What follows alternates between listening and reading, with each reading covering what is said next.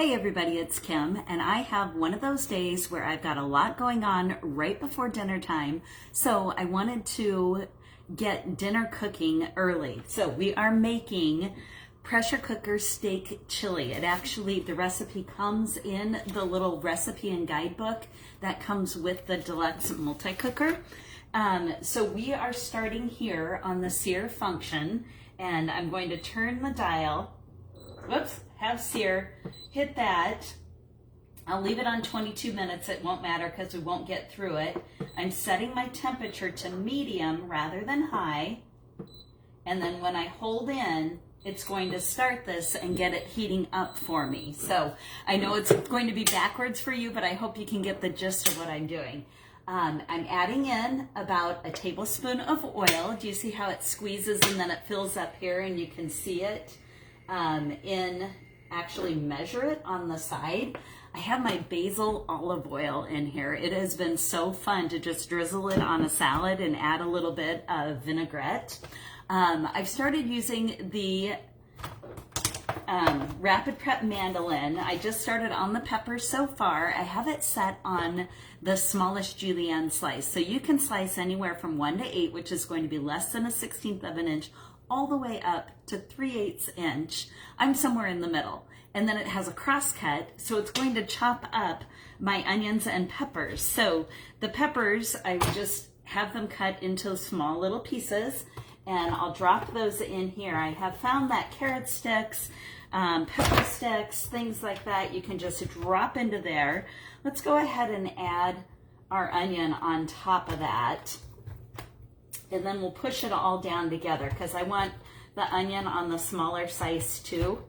I don't know that it's going to fit very well there. So, okay. And I'm doing this backwards so you can actually see it coming through here.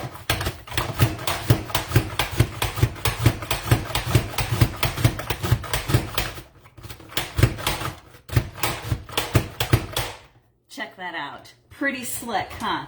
This is why you need this for soup season. I'm going to do the other side right-handed because it will actually run a little bit smoother for me. Awesome. Okay. Peppers, onions, check. They are ready to go in. Let's just, what is this guy? Did you know that all of our scrapers, the silicone scrapers, are heat safe? Up to 475 degrees. So we're just going to grab that guy. You can hear it sizzling already. Oh my goodness, I can smell the basil coming up from it. And yes, even though I'm making chili, that little bit of basil is just going to give it a little bit of extra flavor. So I don't mind. I'm not a purist. I don't need to have all my Italian seasonings separate from the Mexican seasonings. Okay, couple cloves of garlic. Mine are small, so I'm using a few extra. Drop it in with the whole skin on. You don't have to peel it. And then press it through. Scrape it. Okay, and then here's my skin. I can just clean it out of the garlic press. So that is how simple that is. Where did it go? Oh well. I know that I lost one clove. I'll find it later. Good thing that they are pre-wrapped, so it's not going to cause any damage. Won't be smelling up my kitchen like a pressed clove would. Okay, let's get back to this. The carrots and celery. Now I'm going to adjust the dial. See, there's 2 dials back here. So if I take this one around and swing it around to the bigger slice, that is going to make my carrots and celery a little bit wider than those onion pieces. So I do want those. Now, by the way, the carrots and celery are not on the recipe at all, but anytime I am doing spaghetti sauce, pizza sauce, any kind of soup, I'm adding in as many vegetables as I can, and especially in chilies, it's just a great way to hide it if you have picky eaters who won't generally eat those items.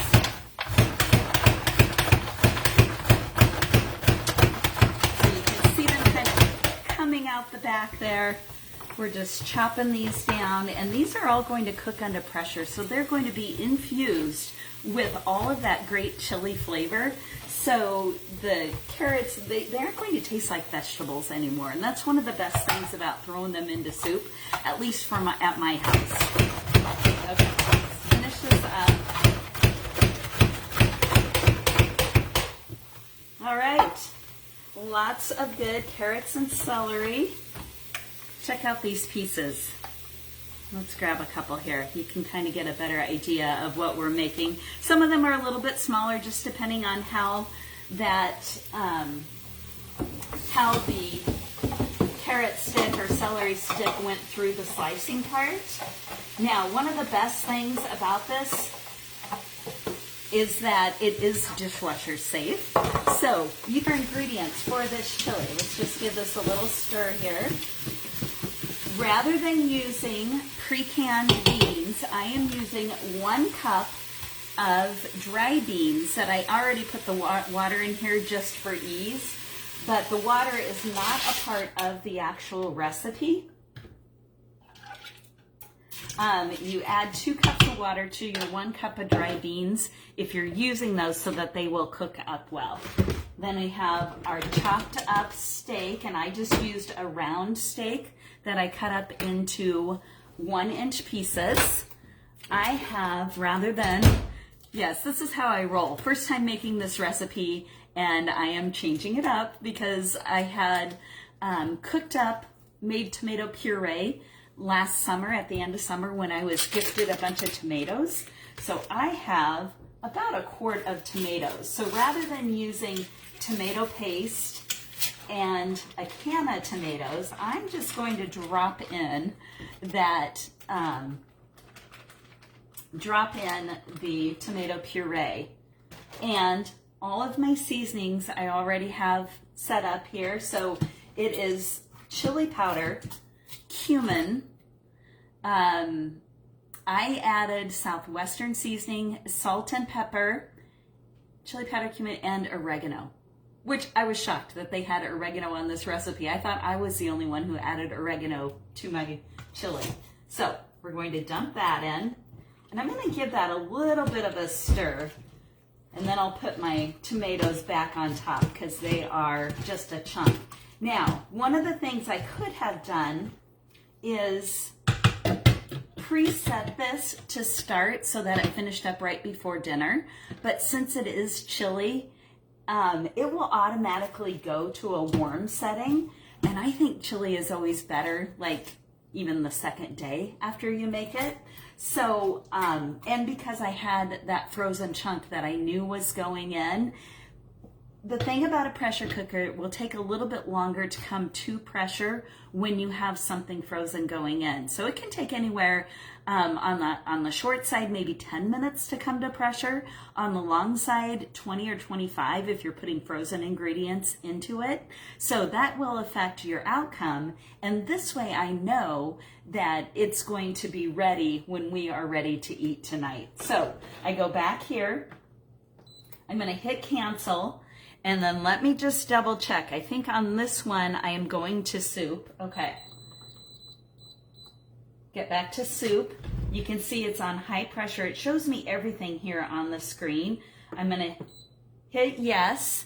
And then I actually add, going up cooking time to 50 minutes since I have those dry beans in there. So we're adding a little bit of extra time onto that. I'll leave the pressure the same, go through the delay the same. Let's put the lid on. And one last thing, in case I don't come back on when it's all finished, but I'll try and post a picture later. Anyway, the steam release is right here. That's where my release button is. And it actually, the steam releases up here. So some of you who might have pressure cookers where you're trying to strategically release your steam, that is definitely one of the things that Pampered Chef thought of. They also have handles here so that I can move this while it is hot or in use. So those are just a couple of the features that make this multi-cooker so much better than so many others that you can find.